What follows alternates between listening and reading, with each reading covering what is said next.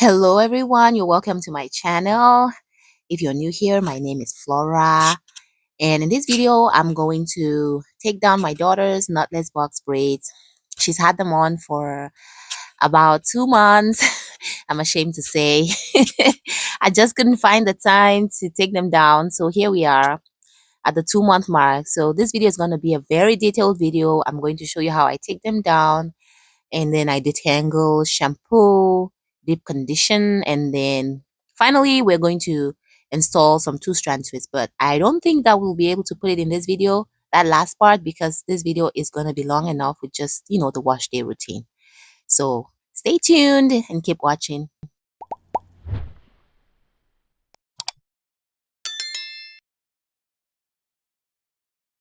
Okay, so we've taken down the braids. I had my darling auntie help me out to take them down because I swear I would not have been able to do it by myself. I was targeting taking down both their hair on the same day, and, doing everything that I had to do. So I really appreciated the help. And Auntie was very gentle when taking down the hair. She herself has nursed three girls with, taking care of their hair. So she knows exactly how it should be done. Very gentle. My daughter didn't have any issue. And we're using this pre-shampoo to help detangle because the braids had stayed in for quite some time. There's a lot of, a bit of matting, I would say, at the base. But, I really tried to moisturize the hair, even though it was in braids. I would spritz it with my aloe juice, every now and then. So I didn't let it go dry. So yes, it was matted at the roots, but not so much. Not so much. We did have some shed hairs, a little bit of breakage here and there, which is normal for, having a protective style in for 2 months. So I was just very careful with, detangling. I really love that pre-poo because it has a lot of sleep. It almost feels like, aloe juice, like aloe gel, I mean. So if you watch my channel often, I believe so much in finger detangling. So even before I go in with a comb, I always make sure to use my fingers to try to take apart those tangles to the best of my ability before I go in with a very wide tooth comb to gently comb out any, tangles or shed hair that is, like, stuck on the hair and all that. So that's how I do it, just gently, try not to cause pain, and put the hair in sections as I finish. um Now that my daughter's hair is a little bit longer, I can get away with doing bigger sections, but I just try to keep the sections smaller if I can help it to, because smaller sections makes it easier to manage. Okay. And so after detangling, we go to the next step, which is shampooing the hair. And I'm using the African Chebe Design Essentials brand. I just recently started using Design Essentials and I really love it. This one I like to put in my this this bottle with the sharp tip because it just helps me to apply it better. And I dilute the shampoo a little bit with some water because I want to be able to use, sometimes it's too thick and I just find it difficult to work with, right? So when I put it in this bottle, it helps me to apply it more easily. And I'm also going to be using this mask for deep conditioning, this Mielle Rosemary Strengthening Hair Mask when I'm done shampooing. And so I go in with rinsing out the hair. There's a lot of product in this hair, from all the buildup, all the products that I put in when they had the braids on, and also the pre-poo treatment that I use to detangle. So yeah, the hair has a lot of product in it. So I don't just go right away and apply shampoo.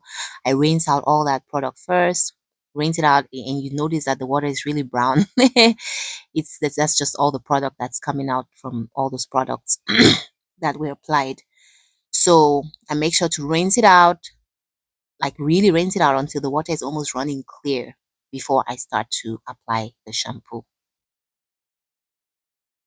And now you can see where that bottle comes in handy. It really helps me to get the shampoo right and to ride on the scalp, because the shampoo is really meant to clean the scalp properly, even though it's going to run down through the hair, but you really want to make sure that you apply it on the scalp before you start scrubbing it. And I also try to, the twists that I put in, they do get unraveled at some point. So Even though we start off with twists, at some point the twists unravel and then we just have to, keep going. But I try, the way I wash the hair, I try not to make it get tangled. So you will notice when I'm washing that I keep, run my hands through, like try to stretch the hair. I'm not trying to get it to become rough again because we've spent all that time detangling.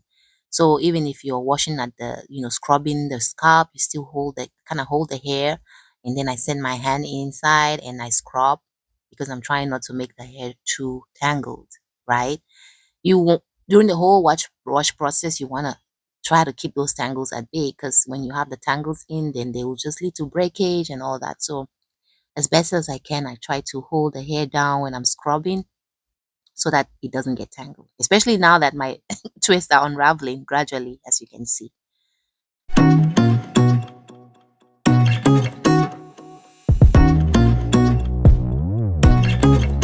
I was also going to say that this video is going to be very long, so I'm going to put some timestamps. If you want to skip to any section, be it the deep conditioning or the shampooing or whatever, then you can skip right to it and not have to watch everything if you don't want to.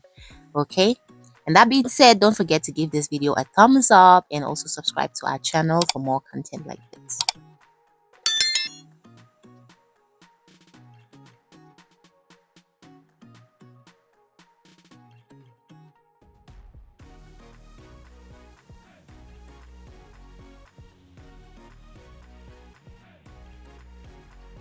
After rinsing the first shampoo, we're going to do another round of shampoo.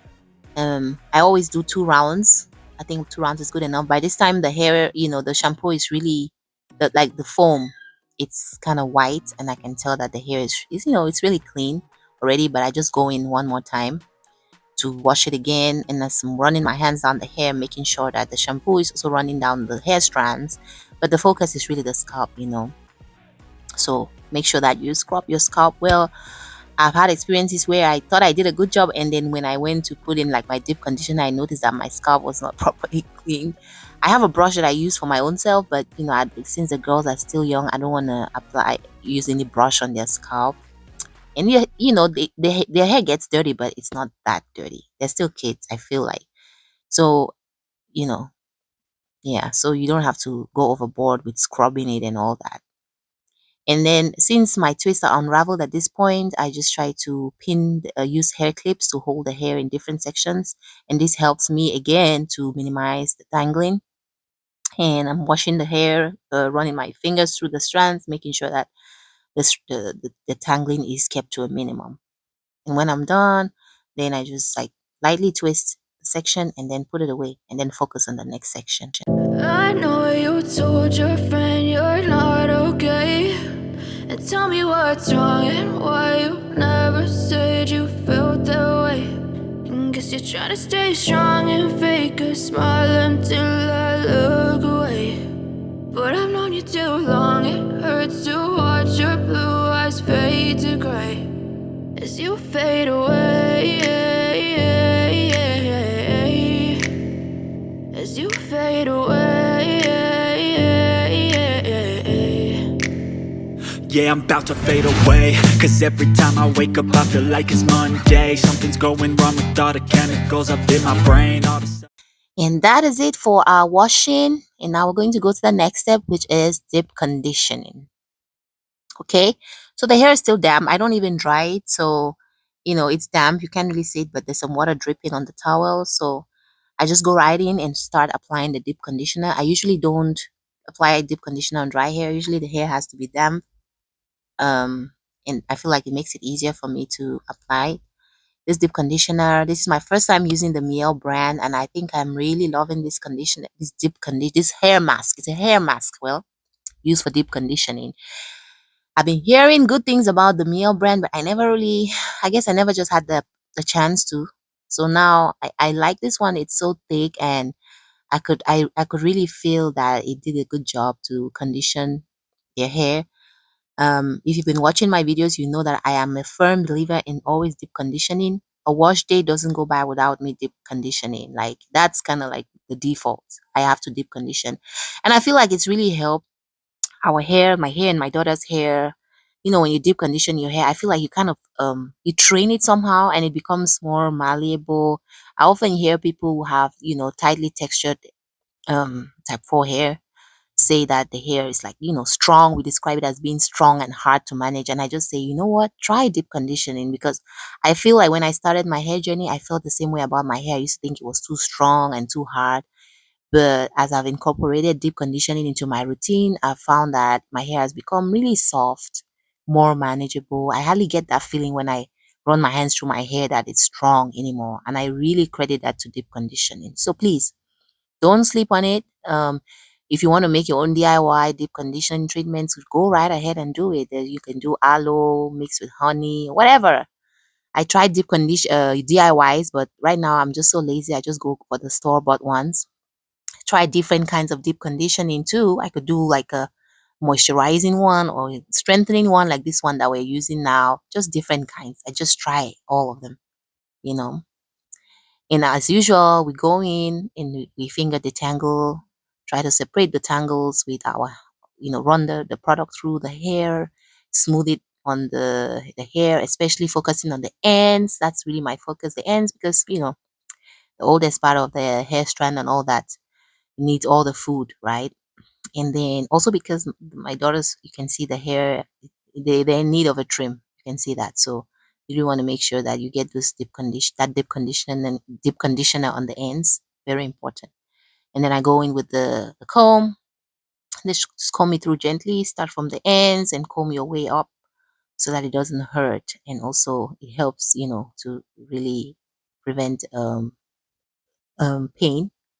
I think I already said that, so that it doesn't hurt. Whatever. And then after that, we twist it and then we move on to the next section. I always like to work in sections. Again, I feel like it makes it easier to manage. So definitely.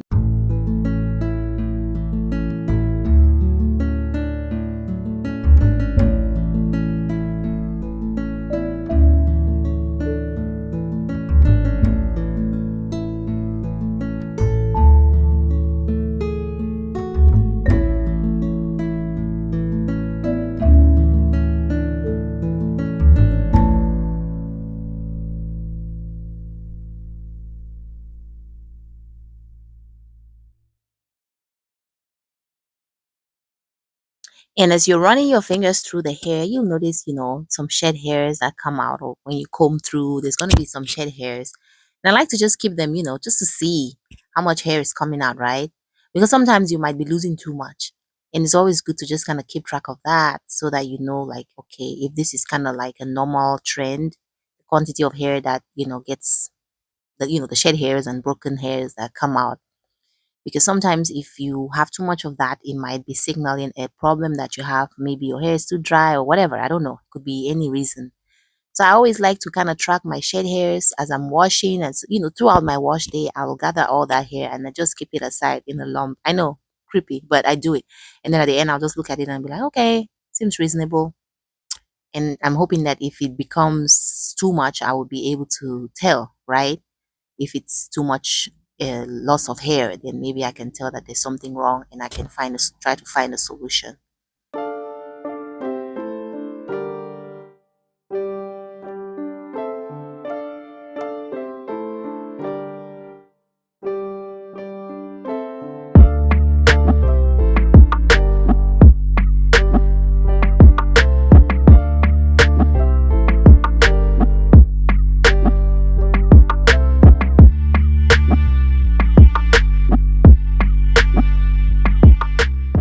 So when we finish the conditioning, the next step is just to wear a shower cap, and then I will place my heat conditioning cap on the head for about 15 minutes. I have this cap that I always use. Pop it in the microwave for about a minute, and then you can put it on your head. It'll sit there for like 15 minutes, just to, I feel like, as I would say, activate the treatment. Activate the treatment, because that heat is really good for penetrating, tightly coiled, for the product to penetrate tightly coiled hair. So I'll definitely say it's good to apply some heat.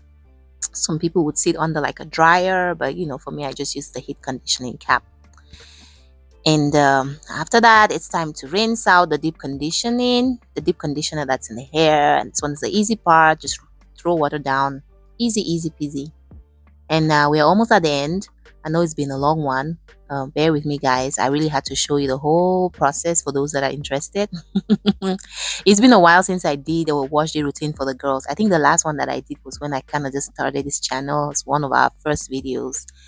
I think if I'm able, I'll put it right up here, and you can see the difference in how their hair has actually grown, how their hair is progressing. Yeah, it just amazes me sometimes to see the growth, and I just love that they love their hair, they love their natural hair. It gives me so much pride that I was able to teach them that. Yeah.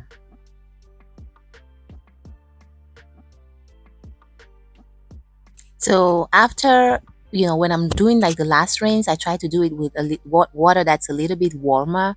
And the reason why I do that is so that I can apply the leave-in conditioner into the hair. And I feel like when the warmer water kind of, lifts the cuticle and makes it easy for the hair strands to absorb that leave-in conditioner. So that's why I do that. And I'm applying the leave-in conditioner while we're still in the shower, while, that action is still taking place. And then after we do this, this all of this was done in the night, I'm telling you. So we actually installed the new hairstyle at night. So I had to do this and then, kind of blow dry lightly and then install the two strand twist that same night. I'm not going to show you that part because I feel like the video is long enough. I don't want to make it super long, so we'll leave that part where I actually install the two strand twist for the next video. I'm just gonna show you kind of what the hair looks like, washed and everything. Now we have leave-in conditioner in the hair, that's why we have the white residue kind of showing there. I'm just going in with some heat protectant just a little bit, and I'm going to blow dry the hair on low heat. So I actually use a bit of high heat on the roots because I find that part is more difficult to stretch because it's very thick at that level. And then I don't focus so much on the ends, or when I'm getting to the ends I reduce the heat because I just feel like the hair at the ends is more delicate. So I mostly use the high heat at the roots, and I'm not trying so much to like give it a very straight blow dry. I just want it to make it easy for me to part. Yeah, because the girls tend to be a bit tender headed, so when I'm parting their hair in its natural state, they complain a lot, even though I think I'm being extra gentle. So I try to kind of just blow dry as very lightly as possible. I'm not trying to make the hair super straight, just lightly blow dry, especially the roots, so that it makes it easier for me to part. Yeah, so that's how it is. So yeah, we're coming to the end of the video, and I just want to thank you so much for watching, for supporting my channel. Don't forget to give this video a thumbs up and let me know if you have any tips for me. If there's anything that you saw that you would want, you think I can do better, you want to recommend anything, do let me know in the comment section. Thank you so much for watching, and see you next time. Bye bye.